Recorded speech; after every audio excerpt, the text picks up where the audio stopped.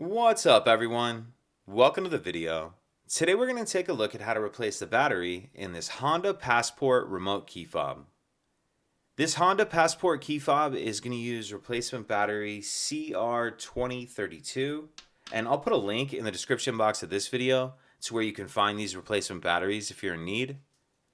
So the first thing I'm going to do is grab my key fob and remove the emergency key that's in the bottom of it. That's done by pressing this release on the back of the fob that my thumb's on, and the key will pull out like that. Now I'm going to use this key to open this key fob case, and I would actually recommend using a flathead screwdriver. I think it works a little better, but I'll show you how to do it with the key just in case you don't have a screwdriver handy. So taking a look at the bottom of our key fob, we see these two plastic pieces that look like the letter E.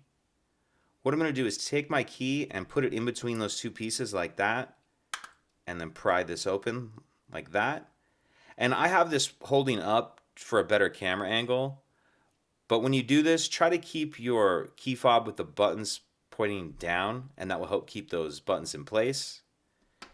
So once you get the case started like that, go ahead and pull it the rest of the way apart. And then we see our battery right here, and I'll just use this key to help me get under the edge of the battery and pop it out of that holder. Once we get the old battery out, I'll grab the new replacement battery, and you want to make sure that you're installing your new battery with the plus side up, positive side up. And I'm going to tuck this edge in first, like that, and then snap it down into place. Then we can snap the two halves back together, slide our emergency key back in, and that's it.